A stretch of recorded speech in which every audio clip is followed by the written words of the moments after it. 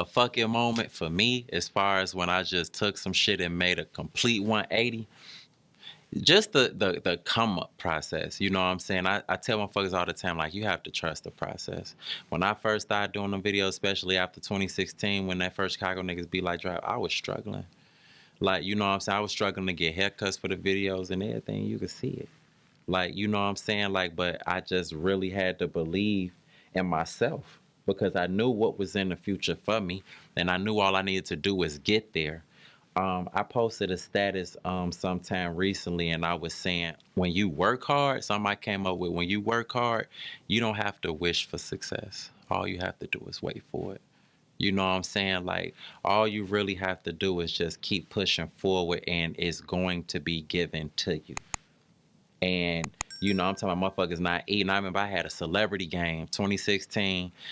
It was with Black Ink, Black Ink Chicago. They had me in it. I couldn't even play. I was playing, but I couldn't play effectively because I was so hungry. Like, you know what I'm saying? I didn't have no money to eat. Like, you know what I'm saying? But I know I needed to be at that fucking game. And the last $50 that I had, I spent it on the haircut. Because I knew that the Black Ink Chicago was gonna be there, and that VH1 was gonna be there recording too. Like, I know I needed that, you know what I'm saying, that exposure. So I did what I had to do. Like, you know what I'm saying? I struggled for a long time. November 2017 is when I resigned from the post office. I was working at the post office. A month later, in December, I had my first annual Corporate Christmas at the county, and that's when I go to the Cook County Juvenile Center, and I raise money to purchase toys for the youth of the youth that are, you know what I'm saying, residents at the Cook County Juvenile Center. And I stepped outside to go to that. I had a 2005 BMW X5 that I had that was paid off. I came outside, that motherfucker had a fresh Timberland on that bitch, boy. I'm mad as hell, like, okay. Motherfuckers came and scooped me. I went to Cook County Juvenile Center and still did my thing. Of course, you know, if you don't pay to get that bitch off for 24 hours, they scraping that motherfucker. They scrape that bitch right up. I go in there. I'm like, okay, how much is it to get it off? They like, it's gonna be like 24. So I'm like, 22, 24. I'm like, okay, half of that. It's like 11. Somewhere around that. Okay, I gotta come up on 1100. They was like, nah, that 24, that's half of it. What motherfucker? Fatality. Like, you know what I'm saying? Like, what? Dead, you hear me? City of Chicago had a new truck. Like, you know what I'm saying? They sold that bitch, so I'm gonna fucking quit.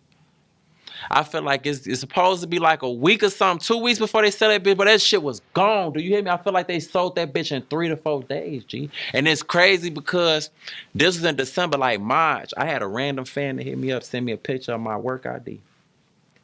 I had already left the post office. I'm like, where you get that from? He found it in the truck. They sold it to a, you know, you pay place where you take the pies off. You ain't even take that, you just sold it to the place and my shit was still in there. And that's like, I'm like, wow. Like, you know what I'm saying? And then so that happened in December. A month later, because you know, I left the post office. I ain't have enough money to keep up with the rent. Our rent was $1,100. Eventually I was facing eviction. I'm in the room, my little motherfuckers ringing the doorbell. Who the fuck is that? I go to the door, I look outside, the sheriff walking back to their whip. Okay, I get to moving my shit up out of there. We ain't finna play them type of games. Let me get up out of here before y'all get me the fuck up out of here. So I get up out of here. Then I had to, you know what I'm saying, reside with somebody else. But, and that was at the beginning of 2018, but I remember that summer I worked so fucking hard. I had dropped some classics that summer. Like, you know what I'm saying, as far as the Chicago videos, I was dropping them bitches back to back. And that was also the same summer that I discovered getting on YouTube and how, you know what I'm saying, profitable it could be. You know, is this video where I got high and the motherfucking helicopter was spinning and shit. That came that summer. Fucking while I was on 79th, motherfuckers was chasing me down 79th. My nigga Fast Mac, shout out to Fast Mac, and I'm running down the street on some Naruto shit. That dropped that summer. Like, I dropped some pure fucking classics that was generating, like, especially on Facebook, like 5, 6, 7, 8 million views. I'm fucking them up. I just kept working. And then eventually, so I ain't had no car, no place. Eventually my work brought me over to this dealership. And I went in that bitch, I tried to get a charger. And they wanted $3,500 down for that motherfucker. Now the employees, they was familiar with me. They was just like, man, whoa, they want $3,500 down that whole time. It's a charger. It's a 2014 charger. Like, y'all ass tweeting. I ain't having no way, whoa. Whole time, the owner of that dealership must have got word of it. He called me like a couple days later. He was like, corporate. I'm like, yeah. He apologized. He was like, he made a call to some people in LA and they confirmed, like, nah, woo woo. Like what'd he say, a marketing agency out there? He's like, woo. He's like, how much you got? I'm shit, all I got is a bin. We'll take it. You know what I'm saying? I was able to get a car. And then I got in tune with Kingdom Customs. Shout out to Kingdom Customs. Did some business with them because of what I had going on. Threw some foes on that bitch. Some tools. I think I threw some tools on that bitch. And then I just kept pushing that whole summer to the fall.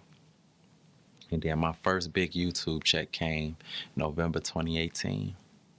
And it was for $14,000. And I remember when I got that deposit, my hands was shaking. I'm just like, I ain't never had that. My whole life, the only time I ever came across a decent amount of money is when I finessed for that shit. When I did some shit.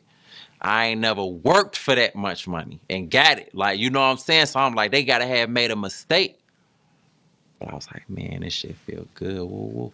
And I just kept working from there. Like, you know what I'm saying? Woo woo, and just kept growing from that type shit, woo out the bam. So as far as like just maintaining that drive and just that positive energy toward knowing that I'm gonna get where I'm trying to go. My dad was always like that. I ain't even gonna hold you, even though I don't even fuck with dude. I ain't even gonna hold you. Like he was always a hard worker with his craft.